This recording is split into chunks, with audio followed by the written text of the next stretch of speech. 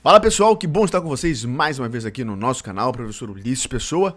Não se esquece, se inscreve aí, dá um like no nosso vídeo para nós continuarmos propagando todas as informações referentes às ciências criminais e continuarmos aqui atualizados e atualizadas no universo das ciências criminais. No vídeo de hoje, de maneira bem rápida e objetiva, eu queria falar sobre um tema que eu já comentei aqui no canal, já escrevi sobre isso, lá no blog do IDPB nós comentamos rotineiramente, que é o problema do reconhecimento fotográfico. E aí, eu quis trazer aqui não uma decisão dos tribunais superiores, como normalmente eu sempre faço, sobretudo ali STJ, Superior Tribunal de Justiça, quinta e sexta turmas, e também, evidentemente, o Supremo Tribunal Federal. Mas aqui eu resolvi trazer uma decisão do TRF da primeira região. Vou mostrar para vocês aqui, olha. TRF, primeira região, esse é o número do processo, tá? Depois, anota o número do processo, dá uma lida, porque é interessante. E eu fiz questão de colocar o nome do desembargador, conforme você está vendo aí, o desembargador federal Wilson Alves de Souza, que foi brilhante, diga-se de passagem, em relação à decisão e à forma com a qual tocou a questão. Então, nós criticamos sempre construtivamente, mas nós temos que trazer os louros também para aqueles desembargadores, magistrados, membros do Ministério Público que não compactuam com a arbitrariedade e compactuam sim com o reconhecimento dos direitos fundamentais. Em relação a esse processo, como eu disse, dá uma lidinha lá depois, porque aqui eu vou ser bem objetivo e falar bem rápido. Nesse processo, o TRF da primeira região trabalhou a ideia de que o reconhecimento fotográfico ele deve ser confirmado na fase judicial. Olha só, o reconhecimento fotográfico ele existe? Existe. Ele deve ser levado em consideração? Até deve, mas com muito cuidado, com muito detalhe e de maneira muito segura. E você sabe por que eu estou falando isso? Porque uma série de situações equivocadas acabam acontecendo. No caso aqui em tela, desse processo que você já viu aqui, depois você vai fazer o dever de casa, o que aconteceu? Um indivíduo foi acusado e posteriormente condenado por assalto à mão armada com base em reconhecimento fotográfico de duas pessoas, duas testemunhas, na fase do inquérito. Então, lá no inquérito, elas reconheceram, fizeram procedimento administrativo. Mas qual foi o problema? E aí foi discutido na ação de revisão. O que aconteceu? A defesa ingressou com a ação de revisão e na ação de revisão ele foi absolvido. Então, repare bem. O que aconteceu? Lá na fase judicial, no processo, segunda fase, porque quando nós falamos em inquérito, nós estamos falando de procedimento administrativo, não houve a confirmação do reconhecimento fotográfico. O que aconteceu? Lá na fase de julgamento, na fase do processo, na fase judicial, uma das testemunhas falou o seguinte: eu não me lembro bem. E a outra testemunha sequer apareceu, sequer foi convocada, sequer foi ouvida. Entenderam? Então você tem um reconhecimento fotográfico lá na fase do inquérito, feito ali às pressas, correndo, sem uma pujança, digamos assim, bem intensa, é até um pouco redundante falar assim, mas essa é a ideia. E aí não há confirmação lá na fase judicial.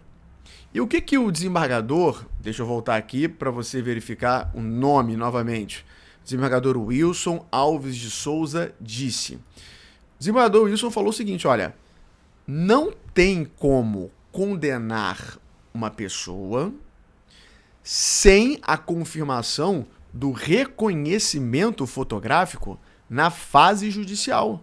Não tem como. Tudo bem, o reconhecimento foi feito, inquérito, mas as pessoas que ali reconheceram ainda na fase do inquérito precisam ser ouvidas. Se uma delas não foi ouvida e a outra tem dúvida, o indivíduo não pode ser condenado desta forma. Ele não cita o indúbio pro réu, mas houve uma dúvida. Mas a grande questão que você tem que levar para a sua prática e entender como advogado e entender como advogada que se você tem o seu paciente é condenado com base num reconhecimento fotográfico tão somente trabalhado e bem desenvolvido, digamos assim, na fase do inquérito e não teve o reconhecimento na fase judicial, ele não pode ser condenado. Repare, houve sim uma arbitrariedade em sede ali de primeira instância, segunda instância, mas o tribunal, o TRF da primeira região, solucionou a questão arbitrária. Ah, mas os tribunais, os desembargadores são arbitrários. Cuidado, nós não podemos generalizar. Olha aí a justiça sendo feita. Olha aí um fundamento de uma decisão extremamente correta, uma fundamentação correta. Então, repare, eu sempre digo que existe sim vida em segunda instância. Seja na segunda instância propriamente dita, seja nos tribunais superiores, e você, como advogado, como advogada criminalista, não pode desistir. Eu sei que às vezes dá vontade de desistir, mas olhem bem, observem bem, reparem bem esse processo. A defesa poderia ter desistido, mas não desistiu.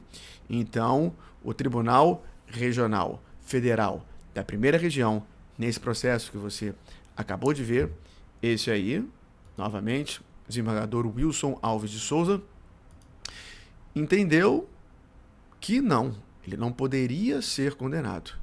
E, por intermédio da ação de revisão, a situação foi resolvida e a justiça foi dita.